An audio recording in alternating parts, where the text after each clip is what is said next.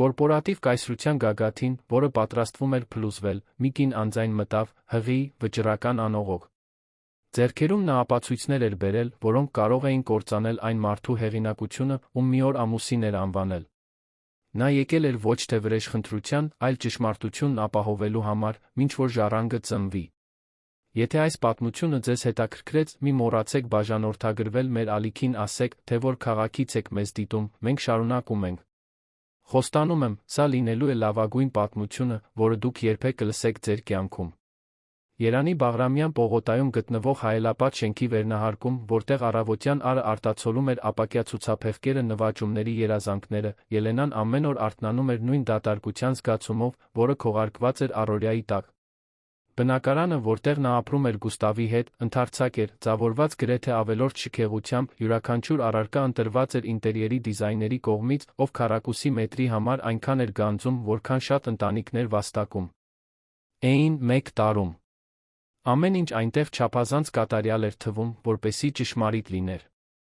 Եվ միգուցե այդպես էլ չէր։ 34 տարեկան Ելենան իր դեմքին կրում էր հանգիստ գեղեցկություն, այնպիսին, որին ժամանակը կարծես հարգում էր։ Նրա շագանակագույն մազերը բնականորեն թափվում էին ուսերին, իսկ մուգ աչքերն ունեին մի փայլ, որը ժամանակին հույսի էր, բայց վերջին շրջանում ավելի հոգնած էր թվում, կարծես կրում էր հարցեր, որոնք չէր համարձակվում բարձրաձայնել։ 6 ամսական հղի, նա իր մեջ աճող կյանքի ծանրությունը զգում էր ոչ միայն մարմնում, այլ հոգում։ Նա պատրաստվում էր մայր դառնալ, բայց ինչ-որ բան նրա ներսում շշնջում էր, որ ինչ-որ բան այն չէ։ Ինչ-որ բան, որը նա նախընտրում էր անտեսել, մինչ այլս չկարողանար։ Գուստավն այն տեսակի մարդն էր, ով ուշադրություն էր գրավում, ուր էլ որ մտնի։ Բարձրահասակ, լայն ուսերով, քունքերում մոխրագույն մազերով, որոնք նրան վաղաժամ իշխանության տեսք էին տալիս 38 տարեկանում։ Երկրի խոշորագույն տեխնոլոգիական ընկերություններից մեկի գործառնությունների տնօրեն, նա ապրում էր ռազմավար։ Ական հանդիպումների, ներդրողների հետ ճաշերի հանկարծակի առաջացող ուղղությունների մեջ։ Ելենան սովորել էր դրան։ Կամ ավելի ճիշտ, փորձում էր սովորել։ Ի վերջո, այդ խելահեղ ռիթմն էր վճարում բնակարանի, ապրանքանիշի հագուստի, մասնավոր բժշկական խորհրդատվությունների այն ամենի համար, ինչը շրջապատում էր նրանց կյանքը։ Այդ հինգշաբթի առավոտյան Ելենան նախաճաշ պատրաստեց, ինչպես միշտ։ Տաքացրած ֆրանսիական հացեր, բնական նարնջի հյութ, կտրատած մրգեր կատարյալ շերտերով։ Գուստավը հայտնվեց խոհանոցում արդեն հագնված, անթերի մոխրագույն կոստյումով, մուգ կապույտ փողկապով, օծանելիքով, որը նա այլս չգիտեր, սիրում էր թե պարզապես հանդուրժում։ Նա շտապ համբուրեց նրա ճակատը, վերցրեց մեկ բաժակ սուրճ, հազիվ նայեց նրան, մինչ բութ մատով թերթում էր հեռախոսի էկրանը։ Ողջույն, սեր։ Բարի լույս, ասաց Ելենան, փորձելով գտնել նրա աչքերը։ Բարի լույս։ Կներես, շտապում եմ։ Ժամը 8:30-ին հանդիպում ունեմ։ Նախ պետք է անցնեմ գրասենյակով։ Կարող ես այսօր կեսօրին ինձ հետ գալ բժշկի մոտ։ Բժիշկը խնդրեց, որ դու էլ լինես։ Մորֆոլոգիա։ Կան ուլտրաձայնային հետազոտություն է լինելու։ Գուստավը մի վայրկյան կանգ առավ, կարծես մտովի հաշվում էր այդ խնդրանքի ծանրությունը, իր լիքը օրակարգի դիմաց։ Նա հոգոց հանեց։ Կփորձեմ, Ելենա։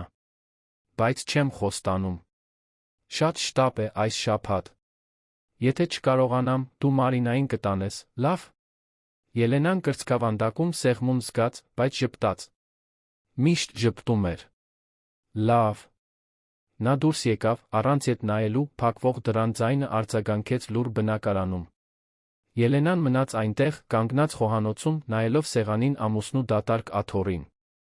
Աստիճանաբար նա սովորում էր այդ բացակայությանը։ Եվ դա էր այն, ինչ ամենից շատ էր վախեցնում նրան։ Ժամեր անց Ելենան բժիշկ Ռենատայի կաբինետում էր, մանկաբարձի, ով հայտնի էր Երանի էլիտային սպասարկելով։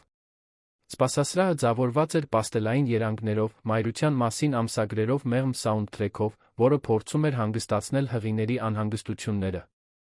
Մարինան, նրա կրտսեր քույրը, նրա կողքին էր, առանց մեծ հետաքրքրության թերթելով ամսագիրը։ Մարինան 30 տարեկան էր, ամուրի, աշխատում էր որբ։ Ես փաստաբան քաղաքի կենտրոնի գրասենյակում այն ամենն էր, ինչ Ելենան չէր։ Ուղիղ, հարցասեր, անկեղծ։ Նա կարճ մազեր ուներ, գրեթե սափրած պարանոցի հետից, անկաշկանդ կեցվածք, որը հակադրվում էր Ելենայի զսպված էլեգանտությանը։ Երկուսն էլ միշտ մտերիմ էին եղել, բայց վերջին ամիսներին Մարինան քրոջ մեջ ինչ-որ տարբեր բան էր նկատում։ Մի լռություն, որը պարզապես հղիության հոգնածություն չէր։ Նա նորից չեկավ, հարցրեց Մարինան, առանց աչքերը ամսագրից կտրելու։ Աշխատում է։ Դու գիտես, թե ինչպես է։ Մարինան բարձրացրեց հայացքը, նայեց քրոջը։ Գիտեմ։ Գիտեմ նա, որ դու 6 ամսական հղի ես, նա չի հայտնվել վերջին 4 այցելություններից ոչ մեկում։ Ելենան շեղեց հայացքը։ Չեմ ուզում վիճել, Մարի։ Ոչ այսօր։ Ես չեմ վիճում։ Պարզապես ասում եմ, որ դու ավելին ես արժանի։ Շատ ավելին։ Մինչ Ելենան կկարողանար պատասխանել, բուժքույրը կանչեց նրա անունը։ Երկուսն էլ մտան կաբինետ, բժիշկ Ռենատան, միջին տարիքի մի կին, ջերմ ժպիտով, Ելենային ոգորությամբ ընդունեց։ Ուլտրաձայնային հետազոտությունն արվեց, երեխան առողջ էր, սրտի բաբախյունները ուժեղ կանոնավոր։ Ելենան ժպտաց, էկրանին տեսնելով իր ворդ ու փոքրիկ դեմքը, բայց նրա ներսում ինչ-որ բան չէր հանգստանում։ Կարծես ուրախությունը չէր կարողանում զբաղեցնել սրտի ամբողջ տարածքը։ Ինչ-որ բան պակասում էր։ Կամ ինչ-որ մեկը։ Կաբինետից դուրս գալիս Մարինան առաջարկեց միասին ճաշել։ Նրանք գնացին հյուսիսային պողոտայի ռեստորաններից մեկը, մի էլեգանտ, բայց զուսպ վայր, որտեղ ղեկավարները ճաշում էին, գործարքներ կնքելով, էլեգանտ կանայք խոսում էին կարևոր թվացող, բայց ոչ կարևոր թեմաների մասին։ Ելենան պատվիրեց սիցիլիական կիտրոնի ռիզոտո, Մարինան կապրեզե աղցան։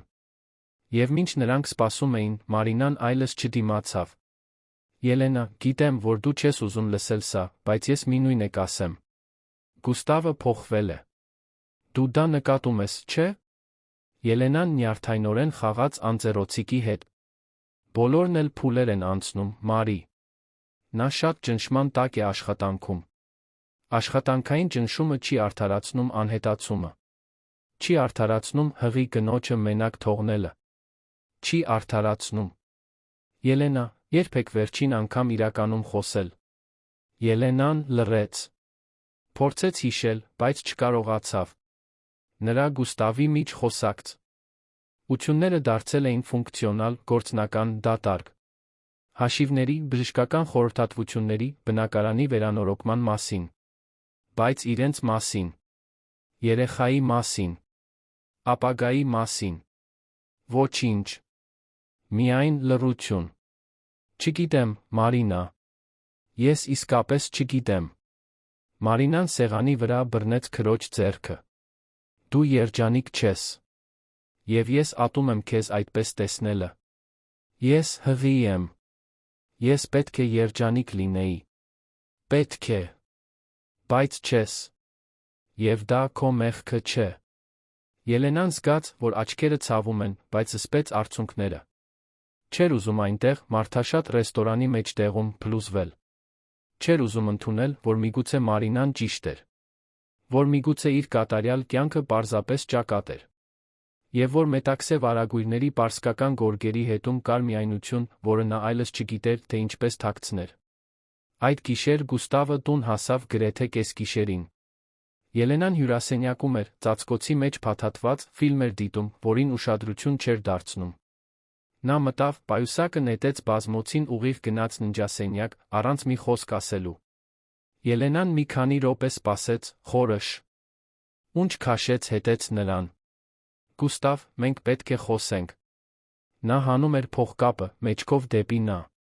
Հիմա ոչ, Ելենա։ Ես ուժասպառ եմ։ Մենք երբեք չենք խոսում։ Ամեն անգամ, երբ փորձում եմ, դու ասում ես, որ հոգնած ես։ Որովհետև ես հոգնած եմ։ Դու պատկերացում չունես, թե ինչերի միջով եմ անցնում աշխատանքում։ Պահանջների, պատասխանատվությունների։ Ես այս ամենն անում եմ քեզ համար, մեր ընտանիքի համար։ Ելենան զգաց, որ զայրույթը բարձրանում է, բայց ձայնը պահեց կայուն։ Ես դա չեմ խնդրել։ Ես պարզապես ուզում եմ, որ դու ներկա լինես։ Միայն դա։ Գուստավը շրջվեց դեպի նա, ամիսներ շարունակ առաջին անգամ նրա աչքերում կար մի բան, որը Ելենան չէր ճանաչում։ Ինչ-որ սառը։ Հեռու։ Ես ներկա եմ։ Ես այստեղ եմ, չէ։ Դու ֆիզիկապես այստեղ ես։ Բայց իրականում այստեղ չես։ Նա հոգոց հանեց, գրգռված։ Տես, ես հիմա չեմ խոսելու այդ մասին։ Ես վաղը առավոտյան մեկնում եմ պետք է քնեմ։ Ինչ ուղղորություն։ Հանդիպում Դիլիջանում։ Արդեն ասել էի քեզ։ Ելենան հոնքերը կիտեց։ Ոչ, չէիր ասել։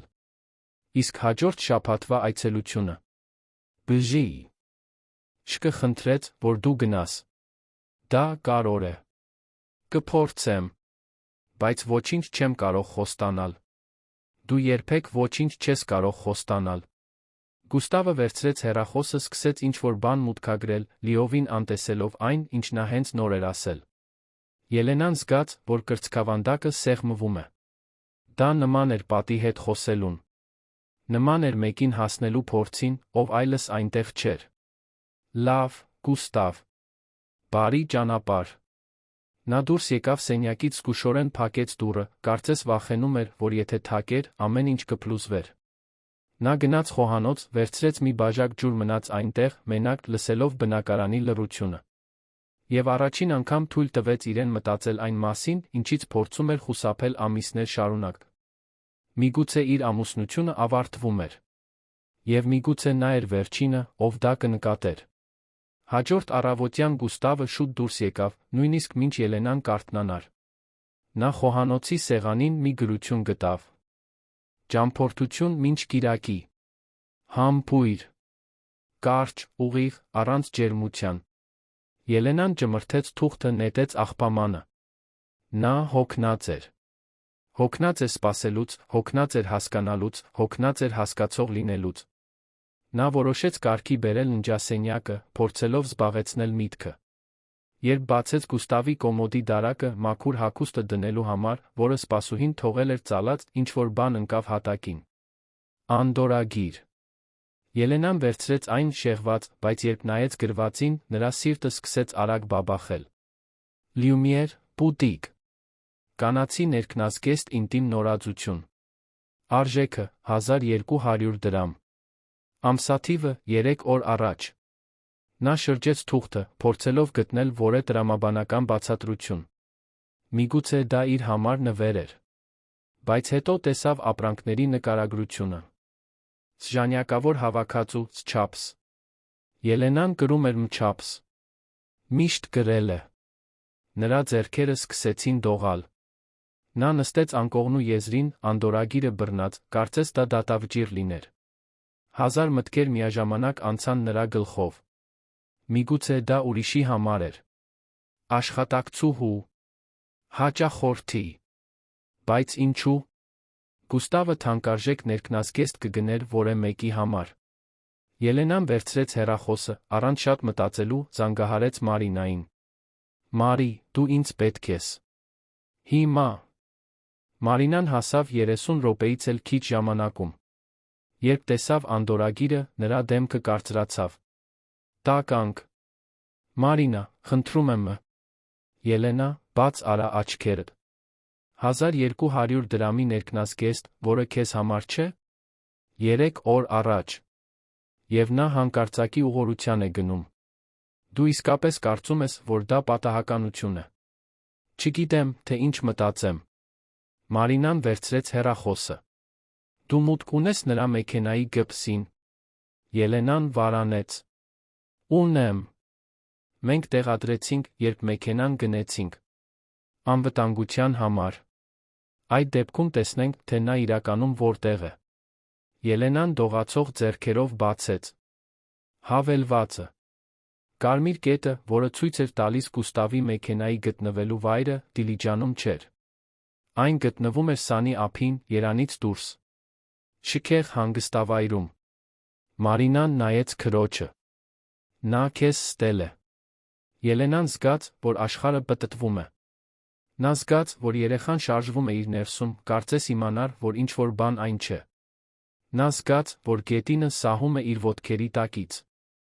Եվ առաջին անգամ երկար ժամանակ հետո թույլ տվեց իրեն զայրույթ զգալ։ Մաքուր, իրական, անզուսպ զայրույթ։ Նա ինձ ստել է։ Մարինան բռնեց քրոջ ձեռքը։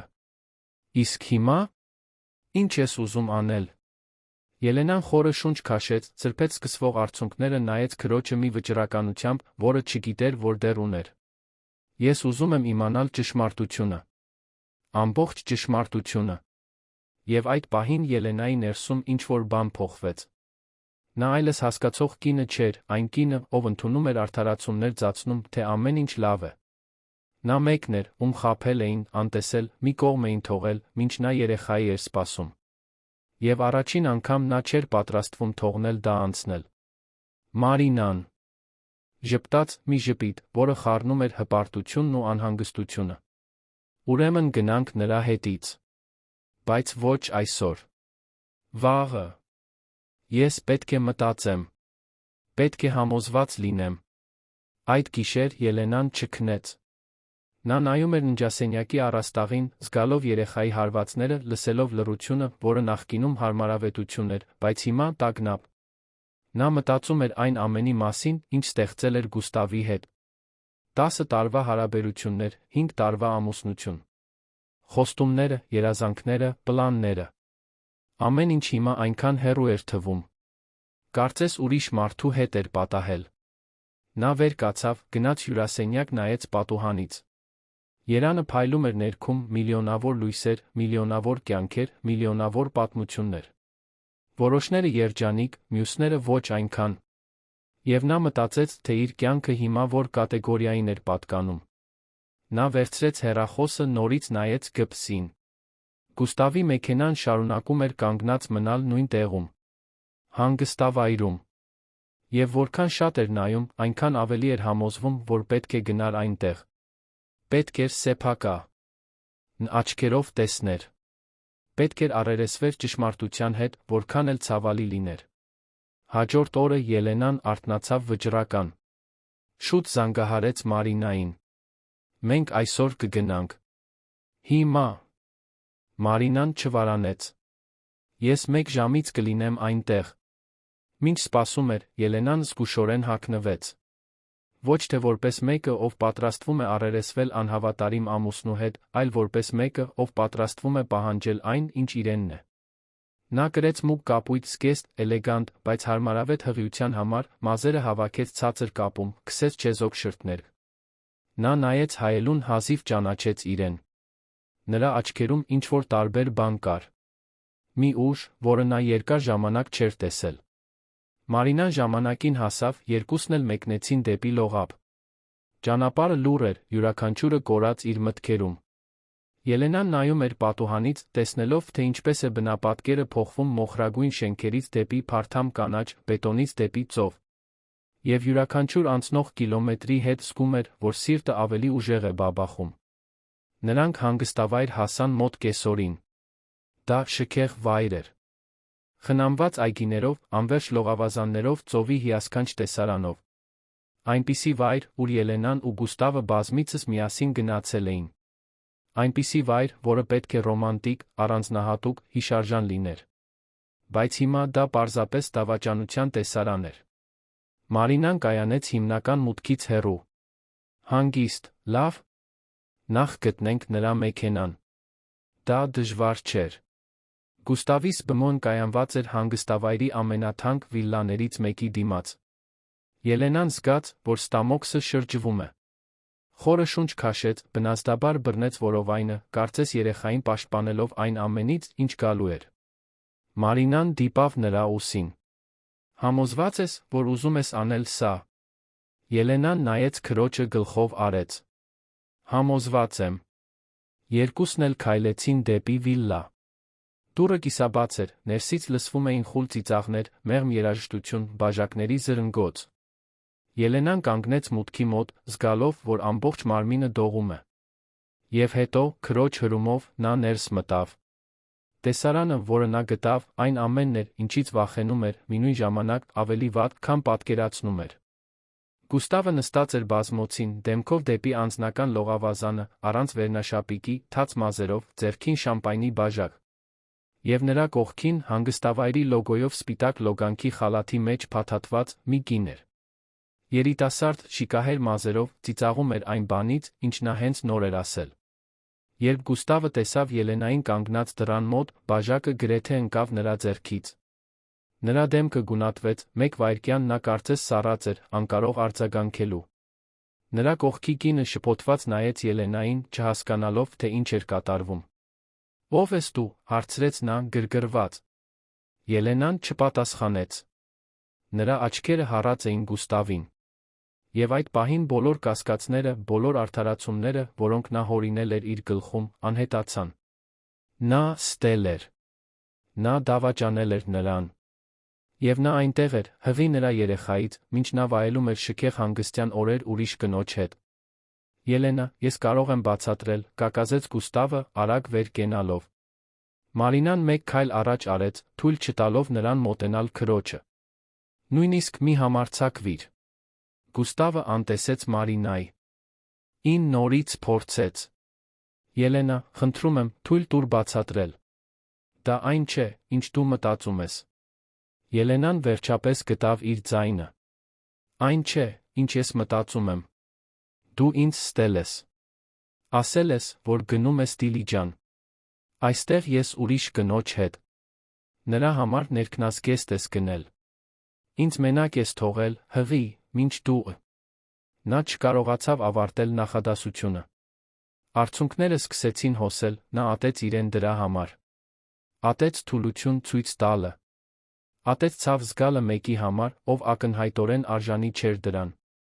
Գուստավս մեկ քայլ արեց, բայց Ելենան բարձրացրեց ձեռքը, կանգնեցնելով նրան։ «Ոչ։ Մի մոտեցիր ինձ»։ Շիկահեր կինը վեր կացավ, հիմա նույնպես շփոթված վախեցած։ «Գուստավ, ինչ է կատարվում։ Ո՞վ է այս կինը»։ Ելենան շրջվեց դեպի նա, նրա ձայնը սառը, կտրուկ հնչեց։ «Ես նրա կինն եմ։ Եվ 6 ամսական հղի եմ մեր որդուց»։ Հետաց լռությունը խլացուցիչ էր։ Կինը շոկի մեջ նայեց Գուստավին։ «Դու ամուսնացած ես»։ Գուստավը փորձեց բացատրել, բայց բառերը խճճված էին, անիմաստ։ «Դա բարդ է, Ջուլիա։ Ես պատրաստվում էի քեզ ասել, բայց…» «Ջուլիա»։ Հիմա էլ։ Ենան անուն ուներ։ Եվ ինչ-որ կերպ դա ամեն ինչ ավելի իրական էր դարձնում։ Մարինան բռնեց Ելենայի ձեռքը։ «Գնանք»։ Նա արժանի չէ քո ժամանակիս մեկ վայրկյանին։ Բայց Ելենան չշարժվեց։ Նա նայեց Գուստավին, այն մարդուն, ում հետ 10 տարվա կյանք էր կիսել, այլս ոչինչ չճանաչեց նրա մեջ։ Ո՞վ էր նա։ Ինչպես նա չէր տեսել։ Ինչպես էր այդքան կույր եղել։ «Դու ամեն ինչ քանդեցիր», ասաց Ելենան, ձայնը կոտրվելով։ «Այն ամենը, ինչ մենք կառուցեցինք։ Այն ամենը, ինչին ես հավատում էի։ Եվ հանուն ինչի։ Սրա… համար»։ Գուստավը բացեց բերանը պատասխանելու, բայց բառեր չկային։ Արդարացումներ չկային։ Ոչինչ չկար, որը կարող էր շտկել այն, ինչ կոտրվել էր։ Ելենան շրջվեց դուրս եկավ, Մարինան նրա կողքին։ Եվ մինչ նա քայլում էր հետ դեպի մեքենան, զգաց, որ իր ներսում ինչ-որ բան վերջնականապես փոխվում է։ Դա այլս ամուսնությունը փրկելու մասին չէր։ Այլս հասկանալու մասին չէր։ Դա գոյատելու մասին էր։ Դա իր որդուն պաշտպանելու մասին էր։ Դա իրեն պաշտպանելու մասին էր։ Եվ առաջին անգամ երկար ժամանակ հետո Ելենան հասկացավ, որ միգուցե բավական անաչափ ուժեղ էր դա մենակ անելու համար։ Երան վերադարձի ճանապարհը լուռ տանջանք էր։ Ելենան ուղղորի նստատեղում էր, նայելով պատուհանից, առանց իրականում որևէ բան տեսնելու։ Արցունքները չորացել էին կիլոմետրեր առաջ, փոխարինվելով մի դատարկությամբ, որը կարծես զբաղեցնում էր կրծքավանդակի ամբողջ տարածքը։ Մարինան լուռ վարում էր, հարգելով քրոջ ցավը, բայց ժամանակ առ ժամանակ անհանգիստ հայացքներ նետելով։ Երբ նրանք հասան բնակարան, արդեն երեկո էր։ Արը մայր էր մտնում երանի վրա, երկինքը նարնջագույն վարդագույն գույներով ներկելով, չափազանց գեղեցիկ գույներ այսքան սարսափելի օրվա համար։ Ելենան մտավ տուն, ամեն ինչ տարբեր էր թվում։ Նույն կահույքը, նույն պատերը, բայց հիմա ամեն ինչ կրում էր ստի ծանրությունը։ Քանի անգամ էր Գուստավը դուրս եկել այդ դռնից, ասելով, որ գնում է աշխատանքի, երբ իրականում գնում էր Ջուլիային հանդիպելու։ Քանի գիշեր էր նա քնել նրա կողքին, մտածելով ուրիշ կնոջ մասին։ Մարինան երիցուկի թեյ պատրաստեց, նստեց քրոջ կողքին, բազմոցին։ Խմիր։ Դա քեզ լավ կանի։ Ելենան ձեռքերում բռնեց տաք բաժակը։ Զգալով ջերմությունը, բայց չկարողանալով այն բերանին մոտեցնել։ Ես հիմար եմ, Մարի։ Դու հիմար չես։ Դու վստահեցիր։ Վստահությունը հիմարություն չէ։ Ես պետք է նկատեի։ Նշաններն այնտեղ էին։ Ճամփորդությունները, բացակայությունները, հեռավոր կեցվածքը։ Ամեն ինչ իմ դեմքին էր, իսկ ես ձացրի, թե չեմ տեսնում։ Մարինան հոգոց հանեց։ Որովհետ դու սիրում էիր նրան։ Որովհետ դու ուզում էիր հավատալ, որ ամեն ինչ լավ է։ Դրանում ոչ մի վատ բան չկա։ Կա։ Որովհետ հիմա ես 6 ամսական հղի եմ, մենակ, ամուսնացած եմ մի մարդու հետ, ով ինձ դավաճանում է։ Ինչ անեմ, Մարինա։ Ինչ անեմ հիմա։ Մարինան բռնեց քրոջ ձեռքերը։ Հիմա դու շունչ քաշիր։ Դու հանգստացիր։ Եվ վաղը մենք կմտածենք հաջորդ քայլի մասին։ Բայց այսօր դու պարզապես պետք է գոյատես այսօրը։ Ելենան գլխով արեց, բայց գիտեր, որ չի կարողանա հանգստանալ։ Նրա գլուխը չլուծված հարցերի պտտահողմ էր։ Ո՞վ էր Ջուլիան։ Որքան ժամանակ էին նրանք միասին։ Գուստավը սիրում էր նրան։ Նա դեռ սիրում էր Ելենային։ Թե՞ երբեք իրականում չէր սիրել։ Այդ գիշեր Մարինան քնեց հյուրասենյակում։ Ելենան մենակ մնաց ամուսնական մահճակալում, այն կողմում, որտեղ միշտ քնել էր, նայելով դատարկ կողմին, որտեղ պետք է լիներ Գուստավը։ Նա մի քանի անգամ վերցրեց հեռախոսը, մտածելով հաղորդագրություն ուղարկելու, զանգահարելու, բացատրություններ պահանջելու մասին։ Բայց ինչ կարող էր նա ասել, որ ինչ-որ բան փոխեր։ Ինչը կարող էր շտկել այն, ինչ կոտրված էր։ Գիշերվա ժամը 3-ի սահմաններում նրա հեռախոսը թրթռաց։ Դա Գուստավից էր։ Ելենա, խնդրում եմ, թույլ տուր բացատրել։ Դա այն չէ, ինչ դու մտածում ես։ Ես սիրում եմ քեզ։ Ես սիրում եմ մեր որդուն։ Այս ամենը սխալ էր։ Ինձ բացատրելու հնարավորություն տուր։ Ելենան կարդաց վերընթերցեց հաղորդագրությունը։ Նա զգաց զայրույթ, ցավ, արհամարհանք։ Բայց նա զգաց մի պահ ինչ-որ բան, որը չէր ուզում ընդունել, հավատալու ցանկություն։ Ցանկություն, որ լիներ մի կախարդական բացատրություն, որը ամեն ինչ կվերածեր մի մեծ թյուրիմացության։ Բայց չկար։ Նա տեսել էր։ Նա տեսել էր նրան ուրիշ կնոջ հետ, ծիծաղող, հանգիստ, երջանիկ։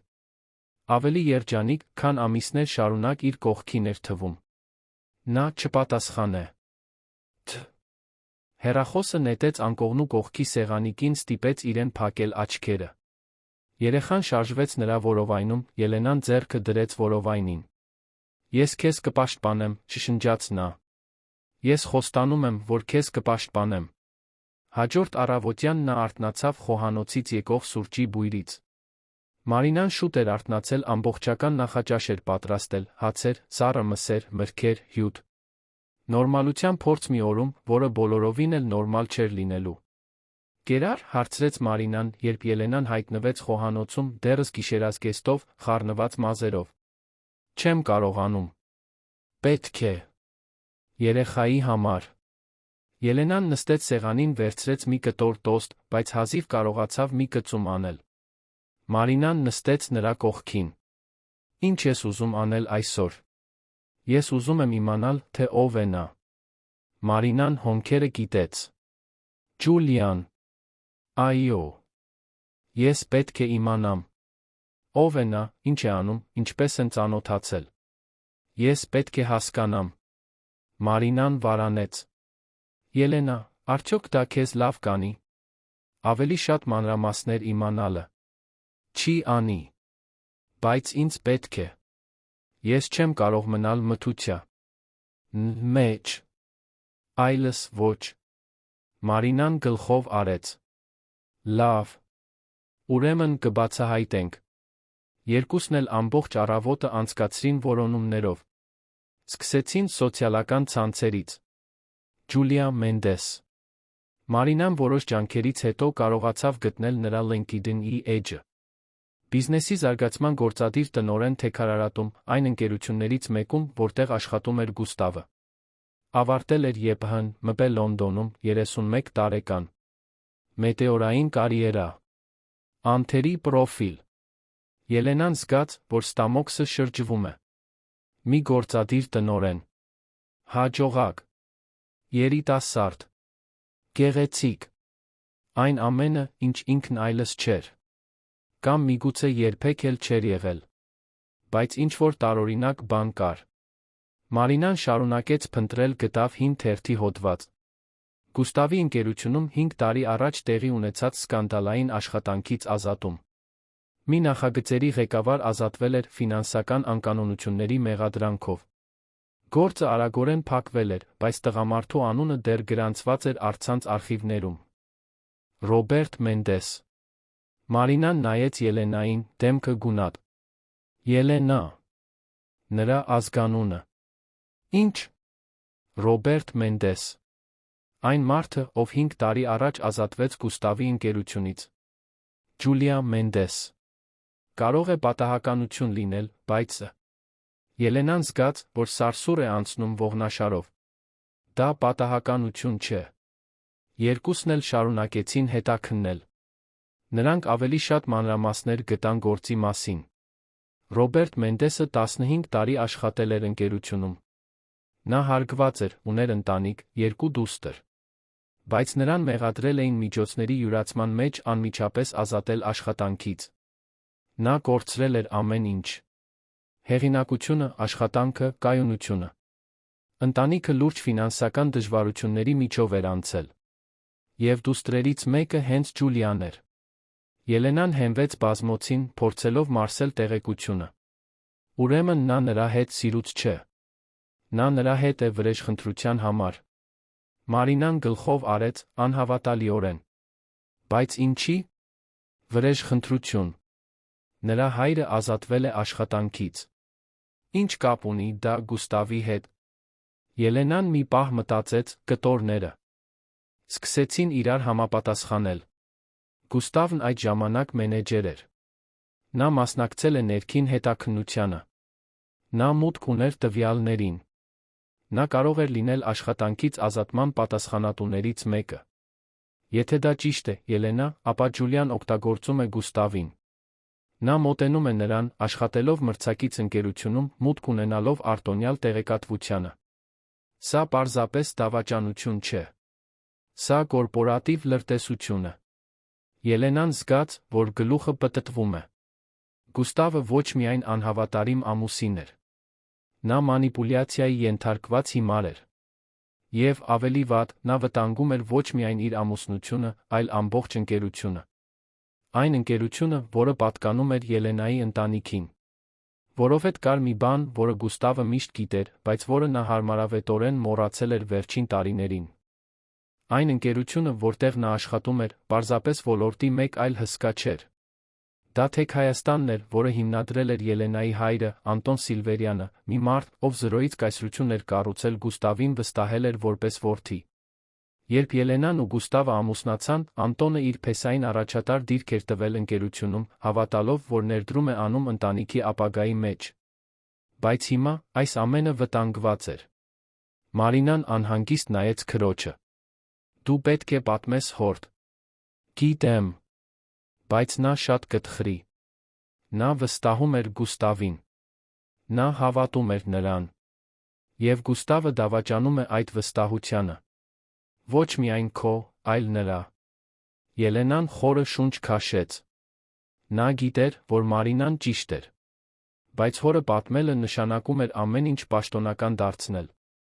Նշանակում էր ընդունել, որ իր ամուսնությունը ավարտվել է։ Նշանակում էր դիմակայել այն մարդու աչքերի հիասթափությանը, ում նա ամենից շատ էր հիանում աշխարհում։ Բայց ընտրություն չկար։ Նա պետք է պաշտպաներ ընկերությունը։ Պետք էր պաշտպաներ ընտանիքը։ Եվ, ամենից առաջ, պետք էր պաշտպաներ իր որդուն Գուստավի կառուցած ստերի ժառանգությունից։ Վաղը կխոսեմ նրա հետ, ասաց Ելենան, ձայնը օրեր շարունակ առաջին անգամ կայուն։ Մարինան ժպտաց, հպարտորեն։ Դու ճիշտ ես անում։ Բայց նախ, ինձ ապացույցներ են պետք։ Պետք է համոզված լինեմ։ Որովհետև եթե ես Գուստավին մեղադրելու եմ կորպորատիվ լրտեսության մեջ, ես չեմ կարող սխալվել։ Երկուսն էլ օրվա մնացած մասը անցկացրին հետաքննելով։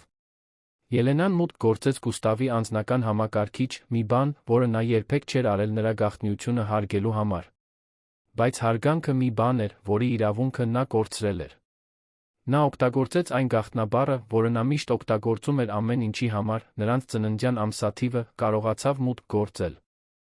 Այն, ինչ նա գտավ, ավելի վատ էր, քան պատկերացնում էր։ Ջուլիայի հետ փոխանակված էլեկտրոնային նամակներ, որոնք շատ ավելին էին, քան ռոմանտիկ զրույցները։ Կային գծված փաստաթղթեր, ֆինանսական աղյուսակներ, շուկայական ռազմավարություններ, ընդլայնման պլաններ։ Այս ամենը թեք Հայաստանի գաղտնի տեղեկատվություններ։ Այս ամենը փոխանցվում էր Ջուլի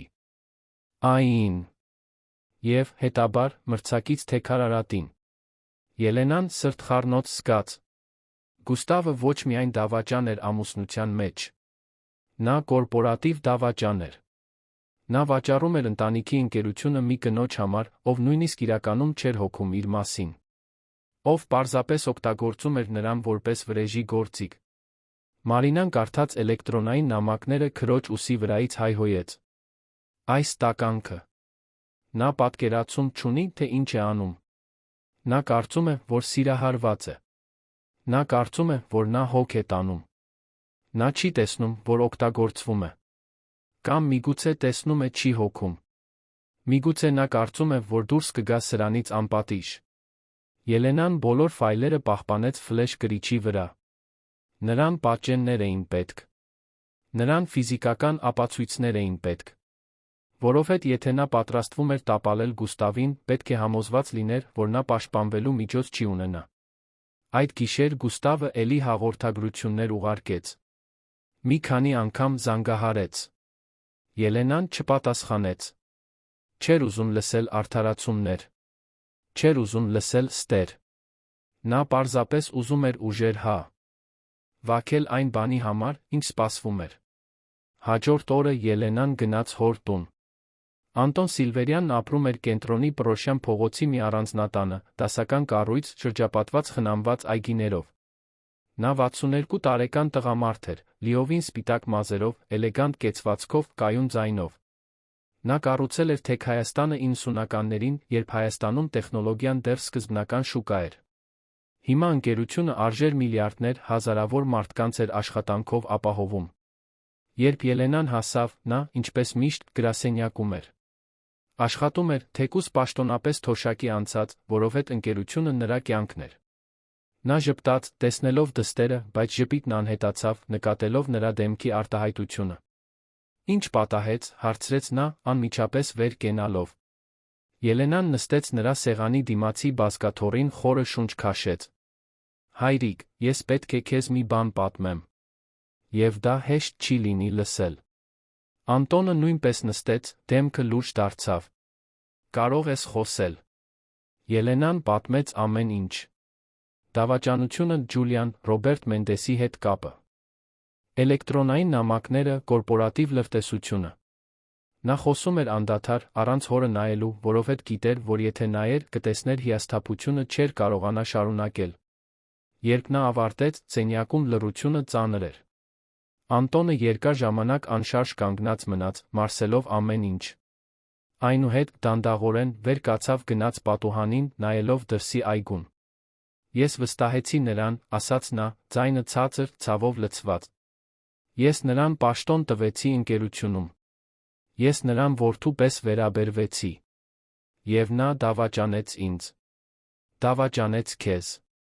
Դավաճանեց այն ամենը, ինչ մենք կառուցեցինք։ Ելենան զգաց, որ արցունքները նորից գալիս են, բայց զսպեց։ Գիտեմ, հայրիկ։ Եվ ես շատ եմ ցավում։ Ես պետք է ավելի շուտ նկատեի։ Անտոնը շրջվեց դեպի նա, նրա աչքերում կար տխրության վճռականության խառնուրդ։ Սա քո մեղքը չէ, Ելենա։ Այս ամենը քո մեղքը չէ։ Բայց հիմա մենք պետք է գործենք։ Արագ։ Ինչ ես ուզում անել։ Անտոնը վերադարձավ սեղանին, վերցրեց հեռախոսը։ Ես այսօր երեկոյան արտակարգ խորհրդի նիստ կհրավիրեմ։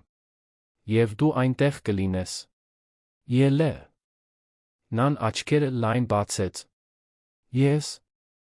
Այո։ Դու բացահայտեցիր սա։ Դու ունես ապացույցները։ Դու կներկայացնես։ Ընկերությունը քոնն է իրավունքով, ինչպես իմը։ Եվ դու պետք է ցույց տաս, որ բավականաչափ ուժեղ ես այն պաշտպանելու համար։ Ելենան զգաց, որ սիրտը արագանում է։ Նա երբեք չէր մասնակցել խորհրդի նիստերին։ Նա միշտ մնացել էր հետին պլանում, տնօրենի կինը, հիմնադրի դուստրը, բայց երբեք ակտիվ ձայն չէր եղել։ Բայց հիմա ամեն ինչ փոխվում էր։ Չգիտեմ, կկարողանամ, ընդունեց նա, ձայնը թույլ։ Անտոնը մոտեցավ նրան, բռնեց նրա ձեռքերը։ Դու իմ դուստրն ես։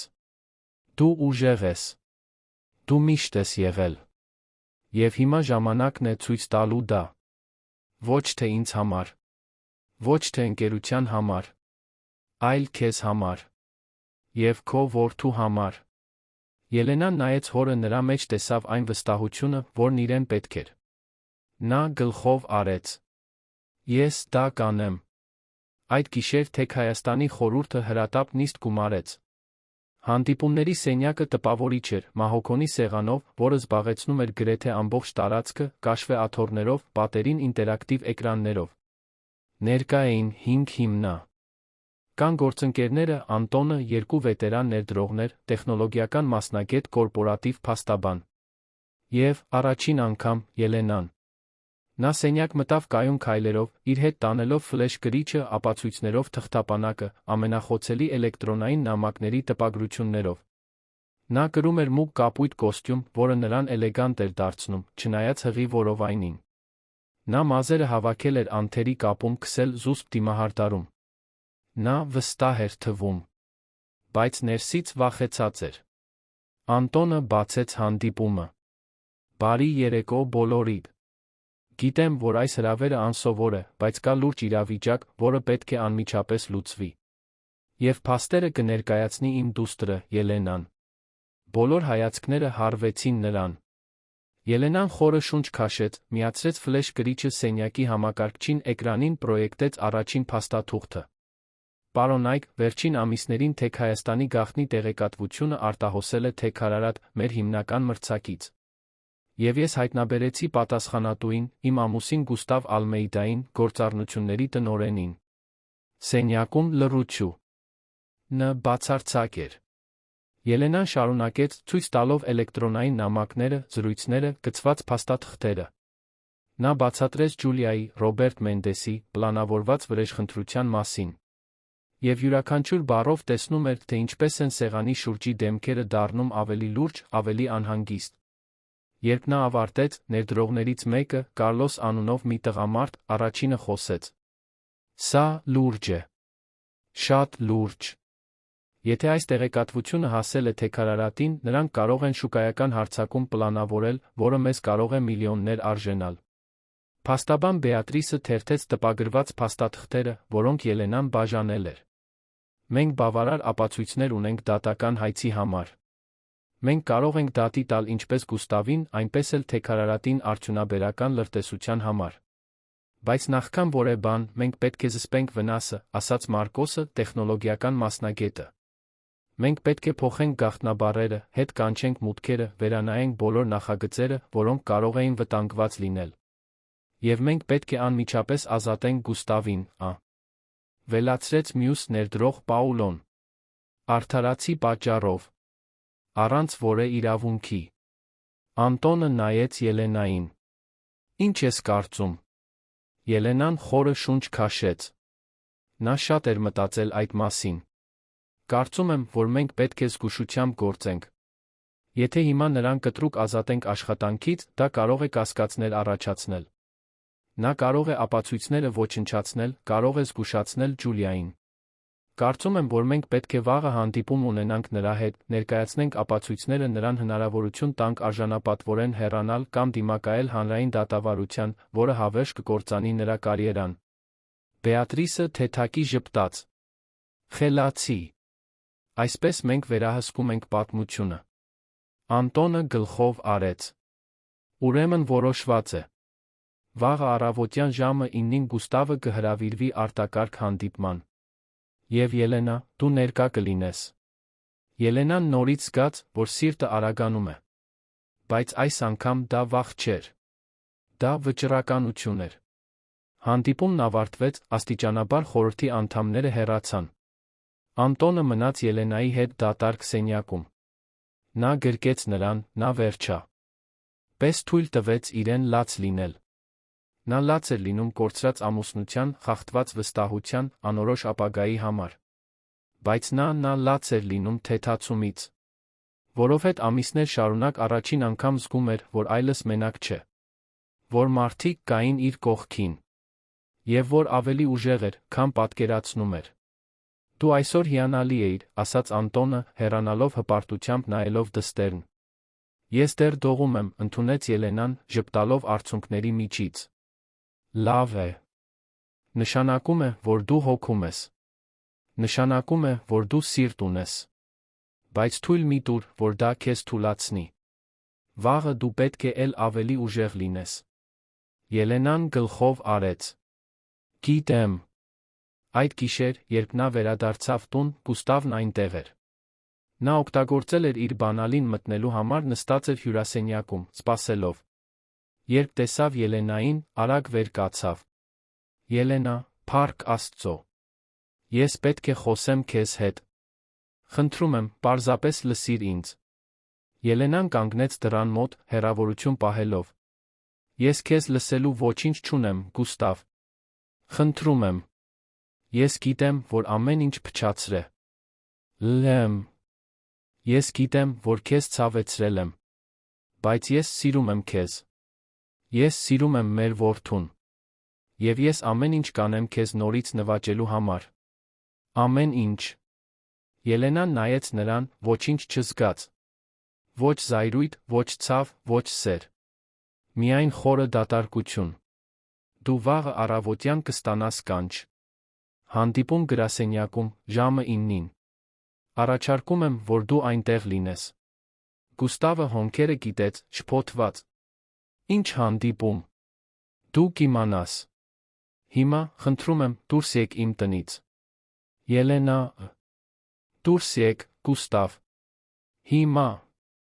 Նա նայեց նրան, հասկանալով, որ ինչ-որ բան փոխվել է։ Որ այլս տեղ չկար խոսակցությունների, արդարացումների համար։ Նա վերցրեց բաճկոնը դուրս եկավ, վերջին անգամ շրջվելով, նախքան դուռը փակելը։ Ես քեզնից հրաժարվելու չեմ։ Ելենան չպատասխանեց։ Նա պարզապես փակեց դուռը նրա դուրս գալուց հետո հենվեց դրան, խորը շունչ քաշելով։ Վաղը վերջը կլիներ։ Այն ամենի պաշտոնական վերջը, ինչ եղել էր։ Բայց նա ինչ-որ նոր բանի սկիզբը։ Ինչ-որ բան, որը նա դեռ չգիտեր, թե ինչպես սահմաներ, բայց որը զգում էր իր ներսում, որ ավելի լավը կլինի։ Պետք է լիներ։ Առավոտը լարված էր։ Ելենան արթնացավ զարթուցիչից առաջ, մարմինը հոգնած, բայց միտքը զգոն։ Քիչ էր քնել, բայց ոչ թե նյարդայնությունից։ Դա այլ բան էր։ Մի պարզություն, որը գալիս էր հստակ իմանալուց, թե ինչ պետք է աներ։ Նա վեր կացավ, երկար ցնցուղ ընդունեց, թույլ տալով տաք ջրին թուլացնել լարված մկանները։ Զգուշորեն ընտրեց հագուստը, որը կկրեր մուգ մոխրագույն գործնական կոստյում, էլեգանտ զուսպ, որը նրան ավելի շատ գործադիր տնօրենի, քան դավաճանված կնոջ տեսք էր տալիս։ Մազերը հավաքեց ցածր պոչի մեջ, քսեց չեզոք, բայց անթերի դիմահարդարում։ Երբ նայեց հայելուն, տեսավ մեկին, ում հազիվ էր ճանաչում։ Բայց դա այն էր, ում պետք էր լիներ այդ պահին։ Մարինան նորից քնել էր բնակարանում առատ նախաճաշ էր պատրաստել։ Դու պետք է ուտես, Ելենա։ Այսօր երկար օր է լինելու։ Ելենան նստեց սեղանին օրեր շարունակ առաջին անգամ կարողացավ ուտել։ Ոչ շատ, բայց բավականաչափ կայուն մնալու համար։ Նա նայեց քրոջը։ Շնորհակալություն։ Ամեն ինչի համար։ Մարինան ժպտաց։ Պետք չէ շնորհակալություն հայտնել։ Ես միշտ այստեղ կլինեմ։ Ան։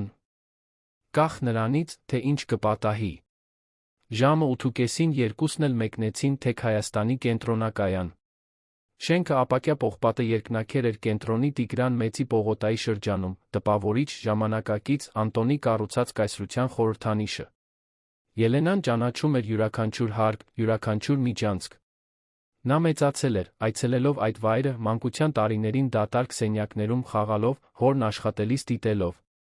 Բայց երբեք այնտեղ չէր մտել այնպես, ինչպես հիմա էր մտնում։ Որպես մեկը, ով ինչ-որ բան ուներ ապացուցելու։ Անտոնը սպասում էր նրան մուտքի սրահում։ Նա գրկեց նրան, Ելենան զգաց այդ գրկախառնության ուժը։ Պատրաստ ես։ Պատրաստ եմ։ Երկուսն էլ բարձրացան 20-րդ հարկ, որտեղ գտնվում էր գործադիր հանդիպումների սենյակը։ Բեատրիսը, փաստաբանը, արդեն այնտեղ էր, փաստաթղթեր էր կազմակերպում։ Կարլոսը, Պաուլոն, ներդրողները շուտով հասան։ Մարկոսը, տեխնոլոգիական մասնագետը, ինչ-որ բան էր ստուգում նոութբուքի վրա։ Բոլորը հարգանքով ողջունեցին Ելենային, մի բան, որին նա սովոր չէր։ Նա միշտ եղել էր ղեկավարի դուստր։ Տնօրենի կինը։ Բայց հիմա տարբեր էր։ Հիմա նա նրանցից մեկն էր։ Ուղիղ ժամը 9-ին Գուստավը հասավ։ Նա մտավ սենյակ, վստահ ժպիտով, բոլորին ողջունելով, կարծես դա պարզապես հերթական առօրյա հանդիպում լիներ։ Բայց երբ նրա աչքերը հանդիպեցին Ելենայի աչքերին, ժպիտը թուլացավ։ Նա նստած էր սեղանի գլխին, զգեսրայրի կողքին, մի կեցվածքով, որը նա երբեք չէր տեսել։ Ուղիղ, կայուն, լուրջ։ Բարի լույս, ասաց Գուստավը, ձայնը փորձելով անփույթ հնչել։ Ինչ է այս արտակարգ հանդիպումը։ Ինչ-որ բան պատահել է։ Անտոնը ցույց տվեց մի աթոռ։ Նստիր, Գուստավ։ Գուստավը հնազանդվեց, բայց Ելենան տեսնում էր, որ նա սկսում էր նյարդայնանալ։ Նա շուրջն էր նայում, փորձելով հասկանալ սենյակի ծանր մթնոլորտը։ Ինչ է կատարվում։ Բեատրիսն առաջինը խոսեց, ձայնը պրոֆեսիոնալ ուղիղ։ Պարոն Ալմեյդա, այս հանդիպումը հրավիրվել է թեք Հայաստանի գործառնությունների տնօրենի պաշտոնում ձեր վարքագծում հայտնաբերված լուրջ անկանոնությունները քննարկելու համար։ Գուստավի դեմքը գունատվեց։ Անկանոնություններ։ Ինչի՞ մասին եք խոսում։ Ելենան խորը շունչ քա։ Շետ ստիպեց իրեն ձայնը կայուն պահել։ Մենք խոսում ենք կորպորատիվ լրտեսության մասին, Գուստավ։ Մենք խոսում ենք այն մասին, որ դուք ընկերության գաղտնի տեղեկատվությունը փոխանցում էիք թեքարարատին Ջուլիա Մենդեսի միջոցով։ Հետաց լռությունը խլացուցիչ էր։ Գուստավը նայեց Ելենային, կարծես բռունցքով հարված ստացած լիներ։ Այնուհետ նայեց Անտոնին, խորհրդի մյուս անդամներին։ Սա անհեթեթ է։ Ես երբեք դա չէի անի։ Մենք ապացույցներ ունենք, ասաց Ելենան էկրանին պրոյեկտեց առաջին էլեկտրոնային նամակը։ Ձեր Ջուլիա Մենդեսի միջ վերջին 6 ամիսներին փոխանակված էլեկտրոնային նամակներ։ Կցված գաղտնի փաստաթղթեր։ Ֆինանսական աղյուսակներ, շուկայական ռազմավարություններ, ընդլայնման պլաններ։ Այս ամենը արտոնյալ տեղեկատվություն է։ Գուստավը վեր կացավ աթոռից, անհանգիստ։ Դուք սխալ եք մեկնաբանում։ Ես կարող եմ բացատրել։ Ուրեմն բացատրիր, ասաց Անտոնը, սառը ձայնով։ Գուստավը ձեռքերը տարավ մազերին, հուսահատ։ Ջուլիան ու ես մենք հարաբերություններ ունենք, այո։ Բայց նա չի աշխատում թեքարարատի համար, որ է պաշտոնում, որը մուտք ունենա այդ տեղեկատվությանը։ Նա դա չէր օգտագործի ընկերության դեմ։ Ելենան զգաց, որ զայրույթը բարձրանում է, բայց պահպանեց հանգստությունը։ Ջուլիա Մենդեսը թեքարարատի բիզնեսի զարգացման գործադիր տնօրենն է։ Եվ ավելին։ Նա Ռոբերտ Մենդեսի դուստրն է, այն մենեջերի, ով 5 տարի առաջ ազատվեց այստեղից, անկանոնությունների մեղադրանքով։ Հիշում ես նրան, Գուստավ։ Որովհետև դու էիր նրան ազատած հետաքննության պատասխանատուներից մեկը։ Գուստավի դեմքը էլ ավելի գունատվեց։ Նա նորից ընկավ աթոռին։ Ես չգիտեի։ Չգիտեիր։ Թե։ Չէիր ուզում իմանալ, հարցրեց Ելենան, ձայնը մի փոքր կոտրվելով, չնայած փորձում էր վերահսկել։ Բեատրիսը շարունակեց. Պարոն Ալմեյդա, փաստաթղթերը ցույց են տալիս, որ տեղեկատվության դիտավորյալ փոխանցում է եղել։ Անմեղությամբ լինի, թե հանցակցությամբ, արդյունքը նույնն է։ Ընկերությունը վնասվել է։ Վստահությունը խախտվել է։ Եվ դրա համար կան իրավական հետանքներ։ Գուստավը նայեց Ելենային, առաջին անգամ նա իր աչքերում իրական վախ տեսավ։ Ելենա, խնդրում եմ։ Դու պետք է հավատաս ինձ։ Ես երբեք չեմ ցանկացել վնասել ընկերությանը։ Ես երբեք չեմ ցանկացել վնասել քեզ։ Ես պարզապես սիրահարվեցի։ Ես սխալ թույլ տվեցի։ Մի սխալ, որը կարող է միլիոններ արժանալ այս ընկերությանը, ասաց Կառլոսը ներդրողը կոպտորեն։ Եվ որը վտանգի տակ դրեց ոչ միայն մեր բիզնեսը, այլ բոլորիս հեղինակությունը։ Պաուլոն ավելացրեց. Չհաշված, որ դու դավաճանեցիր Անտոնի վստահությանը, ով քեզ հնարավորություն տվեց, երբ ոչ ոք չէր տա։ Դու գրեթե ընտանիքի անդամ էիր։ Գիտեմ, շնջաց Գուստավը, ձայնը թույլ։ Գիտեմ, շատ եմ ցավում։ Անտոնը վերջապես խոսեց, նրա ձայնը հիասթափությամբ էր լի։ Ցավում եմ, բավարար չէ, Գուստավ։ Դու դավաճանեցիր իմ դստերը։ Դավաճանեցիր իմ վստահությանը։ Դավաճանեցիր այս ընկերությանը։ Եվ հիմա պետք է դիմակայես հետանքներին։ Բեատրիսը բացեց մի թղթապանակ Գուստավի դիմաց դրեց մի քանի փաստաթուղթ։ Դուք ունեք երկու տարբերակ։ Առաջինը, դուք այստեղ ստորագրում եք ձեր կամավոր հրաժարականը, հրաժարվում եք ցանկացած փոխհատուցումից կամ նպաստից հեռանում եք զուսպ։ Երկրորդը, մենք այս ամենը հրապարակում ենք, դատական հայց ենք ներկայացնում արդյունաբերական լրտեսության համար, ձեր կարիերան ավարտվում է ոչ միայն այստեղ, այլ Հայաստանի ցանկացած վայրում։ Գուստավը նայեց փաստաթղթերին, ձեռքերը դողում էին։ Իսկ եթե ստորագրեմ, դա գաղտնի կմն։ Մենք չենք հրապարակի, հաստատեց Բեատրիսը։ Բայց չենք կարող երաշխավորել, որ տեղեկատվությունը ի վերջո չի արտահոսի։ Ինչ կարող եմ երաշխավորել, այն է, որ եթե դուք ընտրեք երկրորդ տարբերակը, ձեր հեղինակությունը կկործանվի դիտավորյալ հրապարակայնորեն։ Գուստավը խորը շունչ քաշեց, պարտված։ Նա դողացող ձեռքերով վերցրեց գրիչը, ստորագրեց փաստաթղթերը։ Մեկ առ մեկ։ Պաշտոնից հրաժարվելը։ Նպաստներից հրաժարվելը։ Գաղտնիության համաձայնագիր։ Խոստում 2 տարի շարունակ չաշխատել անմիջական մրցակիցների համար։ Յուրաքանչյուր ստորագրություն կարծես նրանից մի կտոր էր պոկվում։ Երբ նա ավարտեց, թղթերը հետ մղեց Բեատրիսին։ Կարող եմ խոսել Ելենայի հետ։ Մենակ։ Անտոնը նայեց դստերն, որոշումը թողնելով նրա ձեռքերին։ Ելենան վարանեց, բայց գլխով արեց։ 5 րոպե։ Բոլորը դուրս եկան սենյակից, Ելենային Գուստավին թողնելով մենակ։ Նա վեր կացավ, փորձեց մոտենալ, բայց նա բարձրացրեց ձեռքը, կանգնեցնելով նրան։ Այստեղից խոսիր։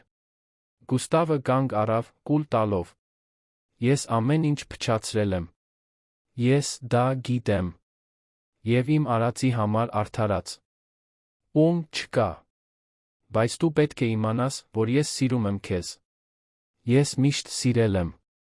Ոչ, Գուստավ։ Դու ինձ չես սիրում։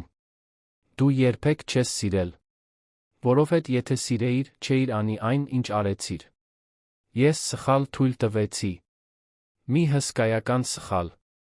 Բայց դա պարզապես դա էր, սխալ։ Ես չէի ուզում քեզ ցավեցնել։ Ելենան զգաց, որ արցունքները սպառնում են, բայց զսպեց դրանք։ Դու ոչ միայն ինձ ցավեցրիր։ Դու քանդեցիր այն ամենը, ինչ մենք կառուցեցինք։ Դու վտանգի տակ դրեցիր իմ ընտանիքի ընկերությունը։ Դու ներգրավեցիր մի կնոջ, ով պարզապես ուզում էր քեզ օգտագործել վրեժխնդրության համար։ Եվ դու չափազանց միամիտ էիր կամ չափազանց ամբարտավան, դա նկատելու համար։ Գուստավը նորից նստեց, պարտված։ Իսկ հիմա։ Ինչ է լինելու մեզ հետ։ Այլս չկա մենք, Գուստավ։ Ավարտված է։ Իսկ երեխան։ Ելենան բնազդաբար ձեռքը դրեց որովայնին։ Երեխան իմն է։ Դու կորցրիր նրա կյանքի մասը լինելու իրավունքը, երբ ուրիշ կնոջ ընտրեցիր ներկա լինելու փոխարեն։ Ելենա, խնդրում եմ։ Մի վերցրու դա ինձնից։ Ես ուզում եմ հայր լինել։ Ես ուզում եմ ներկա լինել։ Ելենան խորը շունչ քաշեց, փորձելով զսպել հույզերը։ Դու կունենաս քո իրավական իրավունքները։ Կկարողանաս այցելել, կկարողանաս տեսնել նրան մեծանալիս։ Բայց ոչ որպես իմ ամուսին։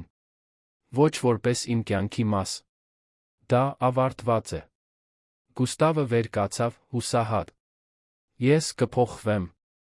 Ես քեզ կապացուցեմ, որ կարող եմ ավելի լավը լինել։ որ կարող եմ լինել այն տղամարդը, ում դու արժանի ես։ Ոչ, Գուստավ։ Դու չես լինի։ Որովհետև ես այլս չեմ ուզում։ Ես այլս չեմ վստահում քեզ։ Եվ առանց վստահության ոչինչ չկա։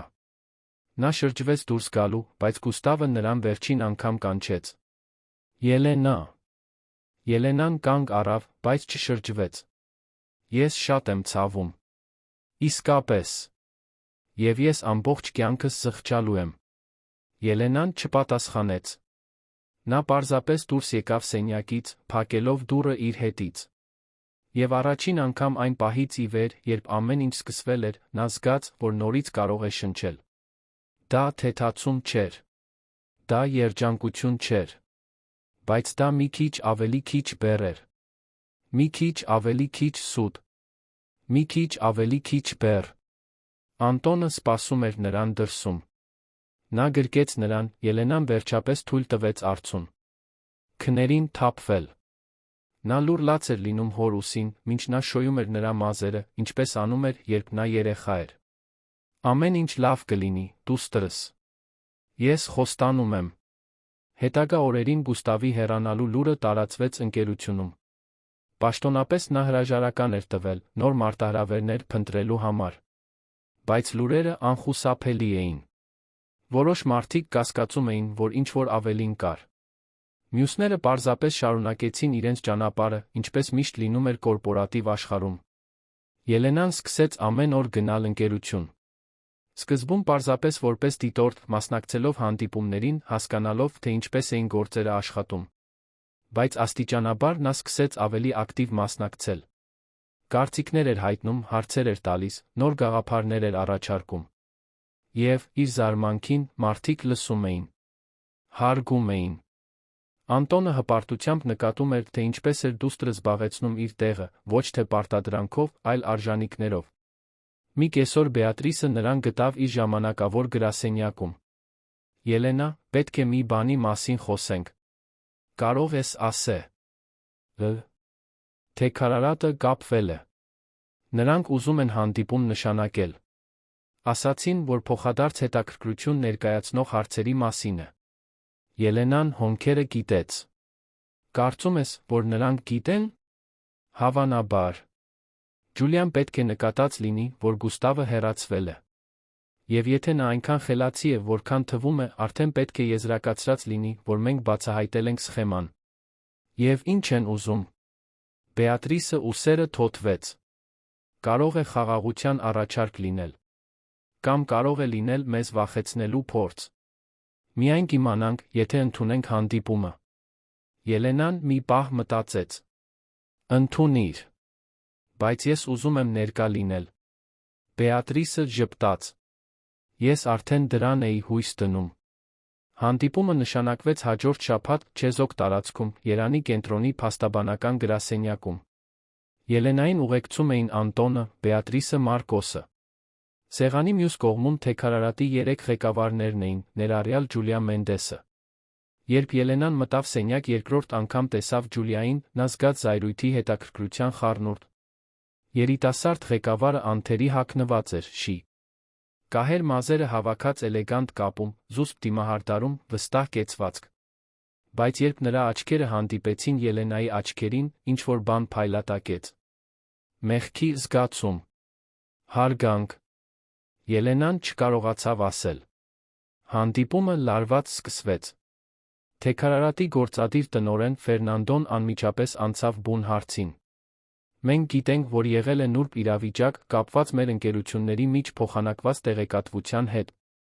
Մենք այստեղ ենք պարզաբանելու, որ թեքարարատը երբեք չի խրախուսել կամ դիտավորյալ օգտվել արդյունաբերական լրտեսությունից։ Բեատրիսը թերթեց մի քանի փաստաթուղթ։ Մենք ապացույցներ ունենք, որ Թեք Հայաստանի գաղտնի տեղեկատվությունը հասել է թեքարարատին, օրիորդ Ջուլիա Մենդեսի միջոցով։ Ինչպես եք բացատրում դա։ Ջուլիան վերջապես խոսեց, ձայնը կայուն, բայց ափսոսանքի երանգով։ Ճիշտ է, որ ես հարաբերություններ եմ պահպանել Գուստավ Ալմեիդայի հետ։ Եվ ճիշտ է, որ նա ինձ հետ տեղեկատվություն է կիսել։ Բայց ոչ մի պահ այդ տեղեկատվությունը չի օգտագործվել թեքարարատի կողմից մրցակցային առավելություն ստանալու համար։ Ելենան չդիմացավ։ Ընդհատեց. Դուք դիտավորյալ եք մոտեցել նրան։ Դուք գիտեիք, թե ով է նա, գիտեիք նրա պաշտոնը ընկերությունում։ Եվ գիտեիք, որ ձեր հայրը ազատվել է այստեղից։ Մի ասեք ինձ, որ դա պատահականություն է։ Ջուլիան ուղիղ նայեց Ելենային, առաջին անգամ նա մարդկային թվաց։ Դա պատահականություն չէր։ Ես մոտեցա նրան, որովհետև ուզում էի հասկանալ, թե ինչ էր պատահել հորս հետ։ Ուզում էի իմանալ ճշմարտությունը։ Եվ այո, մեր հարաբերությունների ընթացքում նա կիսվեց բաներով, որոնք չպետք է կիսվեր։ Բայց ես երբեք այդ տեղեկատվությունը չեմ փոխանցել ընկերությանը։ Ես երբեք չեմ ուզեցել կործանել թեք Հայաստանը։ Ես պարզապես ուզում էի արդարություն հորս համար։ Արդարություն, հարցրեց Ելենան, ձայնը լի հույզերով։ Դուք կործանեցիք իմ ամուսնությունը։ Դուք մանիպուլյացիայի ենթարկեցիք իմ ամուսնուն։ Եվ դուք դա արդարություն եք անվանում։ Ջուլիան խորը շունչ քաշեց։ Ես չէի պլանավորել էմոցիոնալ առումով ներգրավվել Գուստավի հետ։ Սկզբում դա պարզապես հետաքրքրություն էր, հետաքննություն։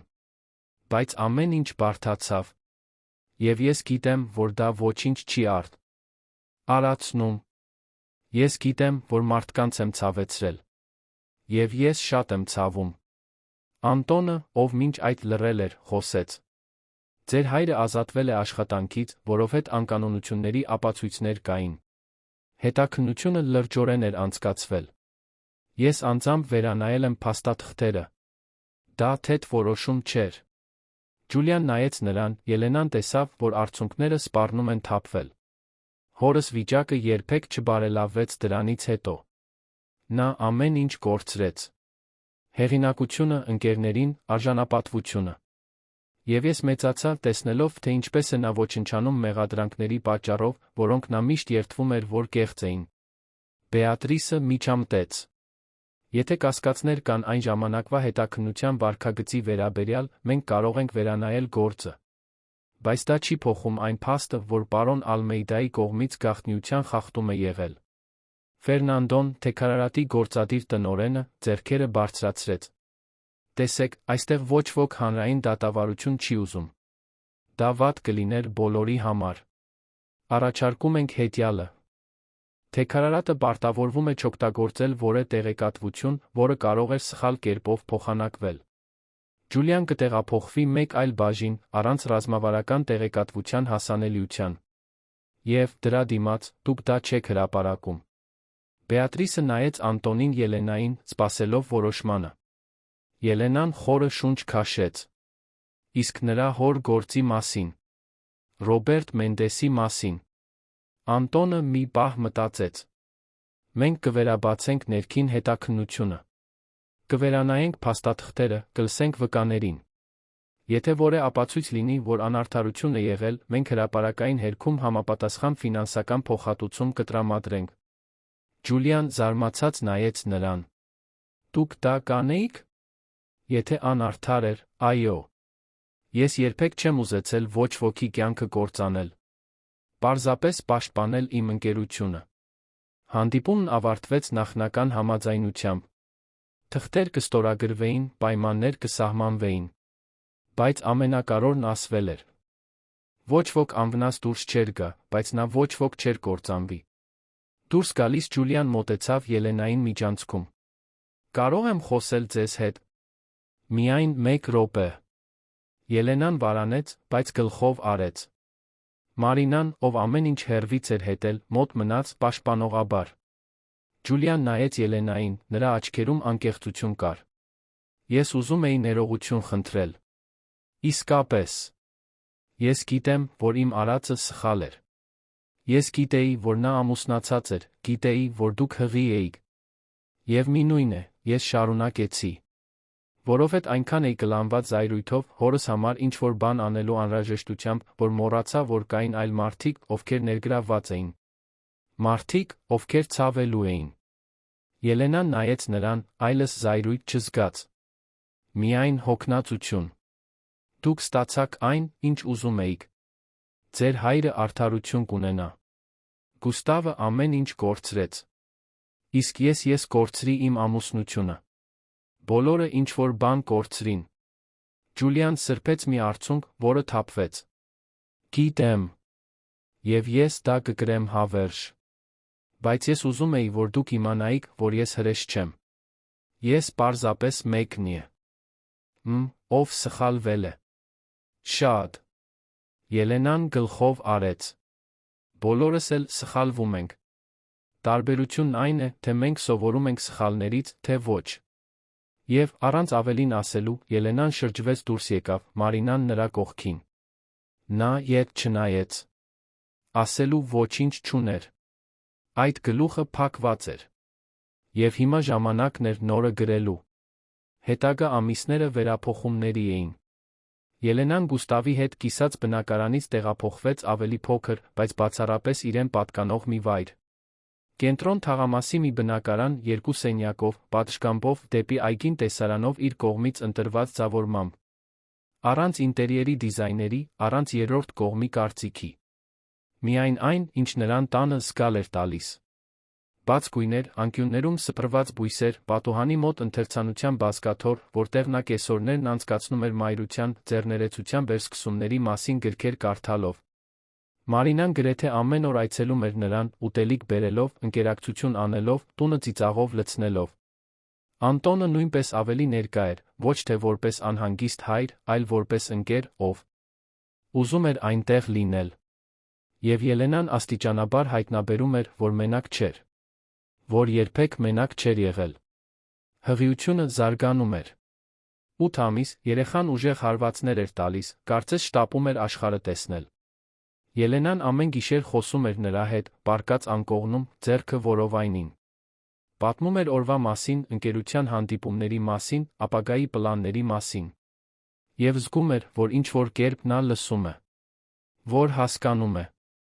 Որ նա այնտեղ է իր հետ, վերակառուցման այս ճանապարհին։ Ամուսնալուծության գործընթացը ընթացքի մեջ էր։ Գուստավը առանց առարկությունների ընդունել էր բոլոր պայմանները։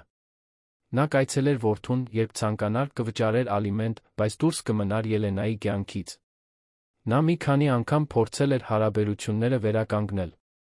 Հաղորդագրություններ, երկրորդ հնարավորություն խնդրելով, գրասենյակ ուղարկված ծաղիկներ, զանգեր, որոնց նա չէր պատասխանում։ Բայց Ելենան կայուն էր։ Այլս տեղ չկար նրա համար իր կյանքում։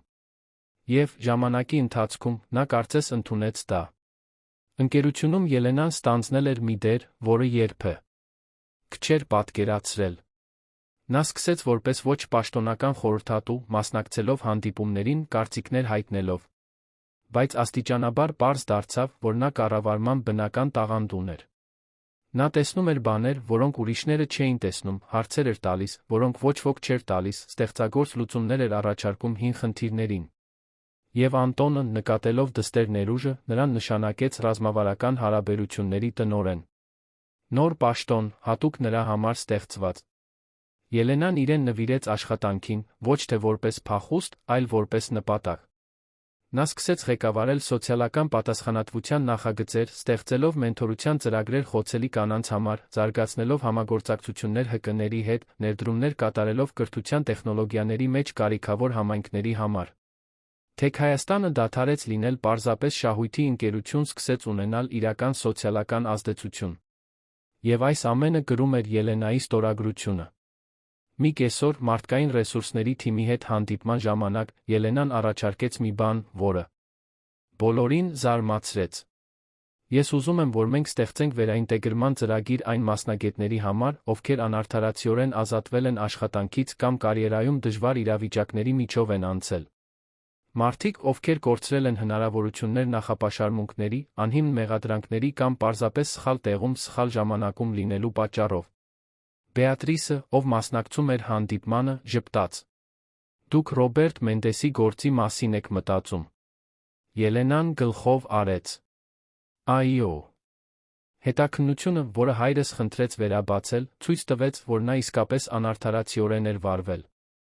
Նրա դեմ ուղղված ապացույցները կեղծվել էին նախկին աշխատակցի կողմից, ով ուզում էր թաքցնել իր սեփական յուրացումները։ Ռոբերտը կորցրեց 15 տարվա կարիերաստի պատճառով։ Եվ քանի այլ մարդ է անցել դրանով։ Ոչ միայն այստեղ, այլ ընկերություններում։ Մարկոսը, տեխնոլոգիական մասնագետը, համաձայնեց. Դա հետաքրքիր գաղափար է։ Բայց ինչպես կանեիք դա գործնականում։ Ելենան արդեն մտածել էր այդ մասին։ Մենք ստեղծում ենք աջակցության հիմնադրամ։ Առաջարկում ենք վերապատրաստման դասընթացներ, աշխատանքի որոնման օգնություն, հոգեբանական աջակցություն, եթե անհրաժեշտ է։ Եվ ամենից առաջ, այդ մարդկանց վերադարձնում ենք այն արժանապատվությունը, որը նրանցից խլվել էր։ Առաջարկը միաձայն հաստատվեց։ Եվ մի քանի շաբաթ անց Ռոբերտ Մենդեսն առաջին շահառուն էր ծրագրից։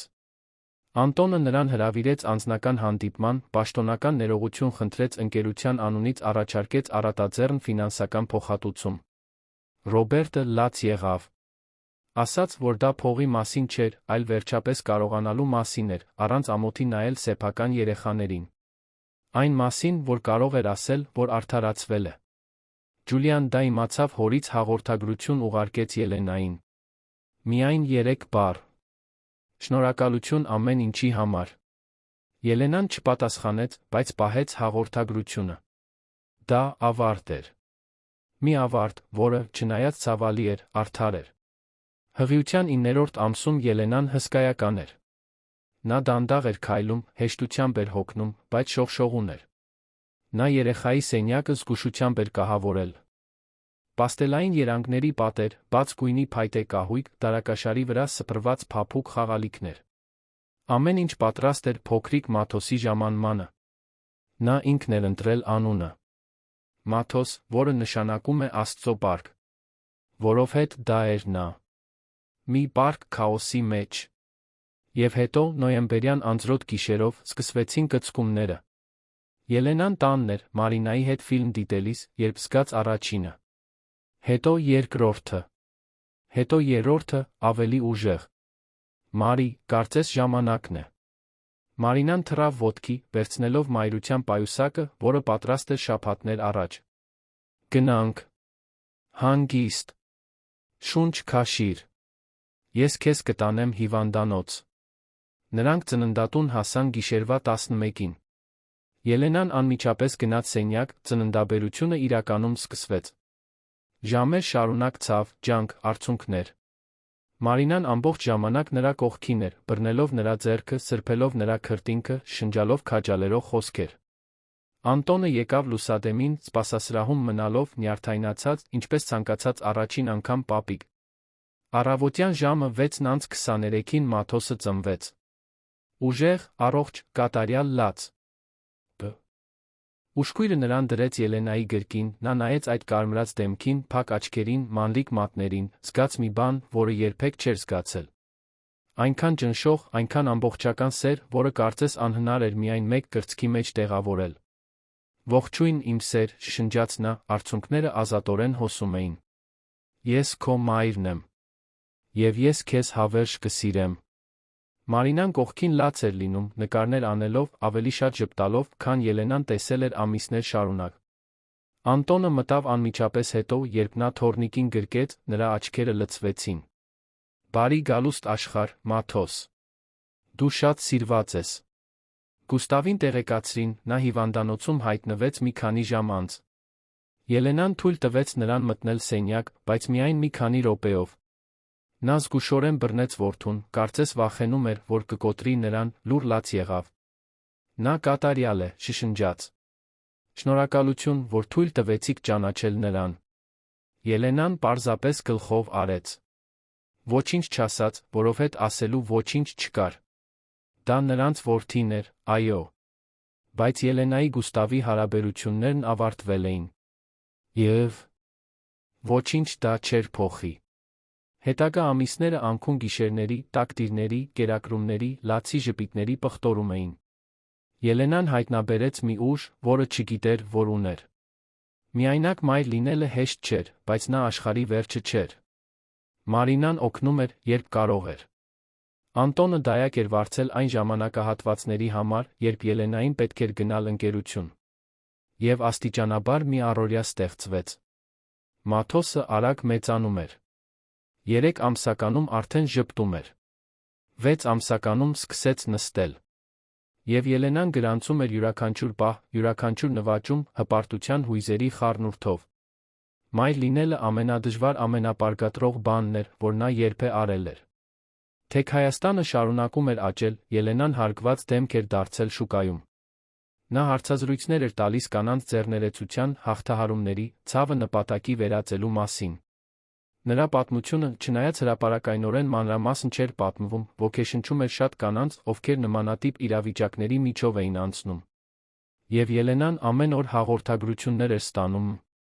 մարդկանցից, ովքեր շնորհակալություն էին հայտնում, պատմում իրենց սեփական պատմությունները, խորհուրդներ խնդրում։ Մի օր Ելենային հրավիրեցին դասախոսություն կարդալու Երանում խոշոր գործարարների միջոցառմանը։ Թեման առաջնորդություն, վերակառուցում էր։ Նա սկզբում վարանեց, բայց Մարինան համոզեց նրան. Ելենա, քո պատմությունը կարող է շատ մարդկանց օգնել։ Եվ դու արժանի ես այնտեղ լինելու։ Ոչ թե որպես Անտոնի դուստր, ոչ թե որպես Գուստավի նախկին կին, այլ որպես ինքդ քեզ, որպես Ելենա։ Եվ հետո հունիսյան մի ցուրտ գիշեր, գրեթե 1 տարի անց այն բանից, երբ ամեն ինչ սկսվել էր, Ելենան բարձրացավ բեմ, լի մարդկանցով լսարանում։ Նա կրում էր մուգ կապույտ զգեստ, էլեգանտ զուսպ։ Մազերը բաց էին, թափվում էին ուսերին, նա ուներ վստահ, բայց մարդկային կեցվածք։ Երբ նա սկսեց խոսել, նրա ձայնը արձագանքեց տարածության մեջ, կայուն պարզ. Բարի երեկո բոլորիդ։ Իմ անունը Ելենա Սիլվերյան է, ես այսօր այստեղ եմ խոսելու մի բանի մասին, որը շատերը նախընտրում են թաքցնել, ձախողում, ցավ վերսկսում։ 1 տարի առաջ ես կարծում էի, որ ամեն ինչ ունեմ. կայուն ամուսնություն, պլանավորված հղիություն, հարմարավետ կյանք։ Բայց այս ամենը փլուզվեց, երբ ես հայտնաբերեցի, որ ամուսինս դավաճանում էր ինձ, ավելի վատ, վտանգի տակ էր դնում իմ ընտանիքի ընկերությունը։ Ես կարող էի քաշվել։ Կարող էի թույլ տալ ուրիշներին լուծել։ Բայց ես ընտրեցի դիմակայել։ Եվ այսօր ես ուզում եմ կիսվել ձեզ հետ այն ամենով, ինչ սովորել եմ այս ճանապարհին։ Նա դադարեց, խորը շունչ քաշեց, շարունակեց. Ես սովորեցի, որ ուժը բարձր խոսելը չէ։ Դա իմանալն է, թե երբ խոսել, երբ լսել։ Ես սովորեցի, որ ուժը երբեք չընկնելը չէ։ Դա ամեն անգամ ընկնելուց հետո վեր կենալն է։ Ես սովորեցի, որ արդարությունը վրեժխնդրություն չէ։ Դա յուրաքանչյուրին այն տալն է, ինչին արժանի է, ներառյալ ինքդ քեզ։ Եվ ես սովորեցի, որ վերակառուցելը նախկինը ջնջելը չէ։ Դա կոտրվածի բեկորներն օգտագործելն է, նոր բան կառուցելու համար։ Ավելի լավ բան։ Ավելի ճշմարիտ բան։ Հանդիսատեսը բացարձակ լռության մեջ էր, յուրաքանչյուր բառ կլանվում էր։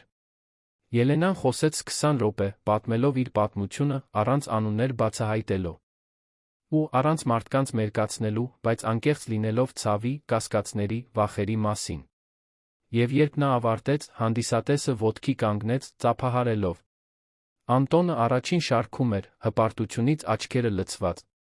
Մարինան նրա կողքին էր, ժպտալով ուժգին ծափահարելով։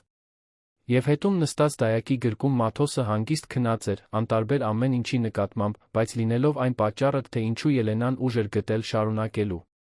Դասախոսությունից հետո մի քանի մարդ մոտեցավ նրան։ Ղեկավարներ, գործարար կանայք, երիտասարդ ձեռներեցներ։ Բոլորը ցանկանում էին շնորհակալություն հայտնել, կիսվել իրենց սեփական պատմություններով, խորհուրդներ խնդրել։ Եվ Ելենան լսում էր յուրաքանչյուրին ուշադրությամբ, կարեկցանքով, հարգանքով։ Որովհետև նա հասկանում էր, որ բոլորը պայքարում էին իրենց սեփական մարտերը։ Եվ որ երբեմն այն ամենը, ինչ մարդուն պետք է իմանալն է, որ մենակ չէ։ Այդ գիշեր, արդեն տանը, Մաթոսը քնած էր իր անկողնու կողքի օրորոցում, Ելենան նստեց իր սիրելի բազկաթոռին, վերցրեց այն օրագիրը, որը սկսել էր գրել, երբ ամեն ինչ սկսվեց, կարդաց. Առաջին էջերը։ 1 տարի առաջ գրված բառերը, լի ցավով, շփոթությամբ, հուսահատությամբ։ Եվ հետո վերցրեց գրիչը, գրեց վերջին գրառումը։ Այսօր ես հետ եմ նայում, տեսնում մի կնոջ, ով գրեթե կորել էր։ Բայց ով, ի վերջո, գտավ իրեն։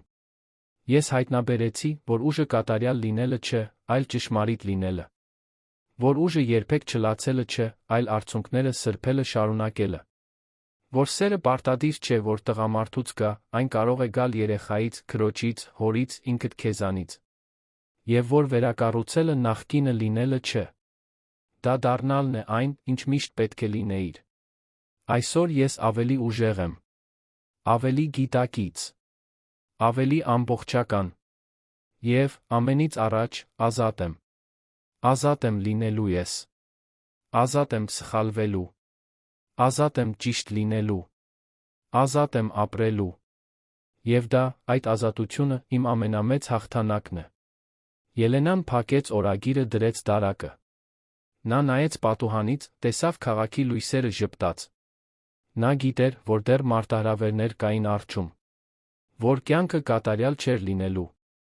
Բայց նա գիտեր, որ պատրաստ էր։ Որ ռեսուրսներ ուներ։ Որ սեր ուներ։ Որ նպատակ ուներ։ Եվ, մինչ նա շոյում էր որովայնը, որտեղ մի օր Մաթոսը մեծացել էր, հիմա դատարկ էր, բայց ազատ, նա շշնջաց իրեն. Ես հաղթեցի։ Ոչ ոքի դեմ, այլ վախի դեմ, կասկածի դեմ, հրաժարվելու ցանկության դեմ։ Ես հաղթեցի։ Եվ հիմա, ես կշարունակեմ հաղթել։ Մի օրը մեկ անգամ։ Ելենայի պատմությունը այստեղ չի ավարտվում։ Իրականում, այն նոր է սկսվում։ Որովհետև վերակառուցումը իրադարձություն չէ, այլ գործընթաց։ Եվ նա հավատարիմ էր այդ գործընթացին։ Ամեն օր ավելի լավը լինելուն։ Սխալներից սովորելուն։ Հաղթանակները նշելուն, փոքր թե մեծ։ Եվ ամենից առաջ Մաթոսին սովորեցնելուն, երբ նա մեծանար, որ կարևոր չէ, թե քանի անգամ ես ընկնում։ Կարևորն այն է, թե քանի անգամ ես վեր կենում։ Եվ որ ի վերջո մարդուն որոշում են ոչ թե նրա թույլտված սխալները, այլ դրանցից հետո արված ընտրությունները։ Ելենա Սիլվերյանը ընտրել էր վերակառուցել։ Նա ընտրել էր ներել, ոչ թե այն ամուսնուն, ով դավաճանել էր նրան, այլ ինքն իրեն, ուշ նկատելու համար։ Նա ընտրել էր առաջ շարժվել, չմոռանալով անցյալը, բայց չթողնելով, որ այն սահմանի ապագան։ Եվ նա ընտրել էր երջանիկ լինել։ Ոչ թե կատարյալ անխնդիր երջանկություն, այլ իրական երջանկություն, որը կառուցվել էր սեփական ձեռքերով, ոռոգվել էր արցունքներով, ժպիտներով, կազմված էր սայթաքումներից, վերսկսումներից։ Եվ դա, միգուցե, ամենամեծ դասն է, որ կյանքը ցավից խուսափելը չէ։ Դա այն իմաստալից բանի վերածելն է։ Դա վերքերն օգտագործելն է, որպես հիշեցում, որ մենք գոյատել ենք։ Եվ որ, եթե նախկինում գոյատել ենք, նորից կգոյատենք։ Ելենան նայեց քնած Մաթոսին, այնքան փոքր, այնքան խոցելի, այնքան լի ապագայով։ Եվ լուր խոստացավ, որ ամեն ինչ կանի, որպեսզի նա մեծանա ավելի լավ աշխարհում։ Մի աշխարհում, որտեղ սխալները թույլատրելի կլինեին, բայց դաժանությունը ոչ։ Որտեղ ուժը կնշանավորվեր, բայց ոչ ամբարտավանությունը։ Որտեղ սերը կգնահատվեր, բայց ոչ կախվածությունը։ Եվ որ երբ նա մեծանա հարցնի հոր մասին, թե ինչ է պատահել, թե ինչու նրանք միասին չէին, նա կպատմի ճշմարտությունը։ Ոչ զայրույթով, ոչ վրդովմունքով, այլ անկեղծորեն։ Կասի, որ մարդիկ սխալներ են թույլ տալիս։ Որ ոչ բոլոր սերերն են հավերժ տում։ Բայց դա չի նշանակում, որ դրանք արժանի չէին։ Որովհետև այդ սիրուց, որքան էլ անկատար լիներ, ծնվել էր նա։ Մաթոսը։ Ամենամաքուր կատարյալ բանը, որ Ելենան երբե արել էր։ Եվ այդ մտքով Ելենան վերջապես թույլ տվեց իրեն հանգստանալ։ Ոչ միայն ֆիզիկապես, այլ էմոցիոնալ առումով։ Նա թույլ տվեց իրեն դադարել պայքարելուց, պաշտպանվելուց, ապացուցելուց։ Որովհետև արդեն ապացուցել էր իրեն։ Եվ դա էր կարևորը։ Հաջորդ առավոտյան նա արթնացավ, Մաթոսը ցատկում էր իր անկողնում, ծիծաղելով, խնդրելով խաղալ։ Եվ նա նրան գրկեց, պտտվեց նրա հետ տանը, քորեց նրան, լսեց նրա ծիծաղը, զգաց, որ այնտեղ, այդ պարզ կատարյալ պահին, կար այն ամենը, ինչ իրեն պետք էր։ Այլևս չկային հայելապատ շենքեր, որտեղ բազմամիլիոնանոց որոշումներ էին կայացվում լռության մեջ։ Այլևս չկային խորհրդի սենյակներ, պատերով, որոնք թվերից ավելին էին թաքցնում։ Կար միայն մի կին, նրա որդին։ Սիրով լի տուն։ Եվ հնարավորություններով լի ապագա։ Եվ դա հայտնաբերեց Ելենան, շատ ավելի արժեքավոր էր, քան ստերի վրա կառուցված ցանկացած կայսրություն։ Որովհետև դա իրական էր։ Դա ճշմարիտ էր։ Դա նրանն էր։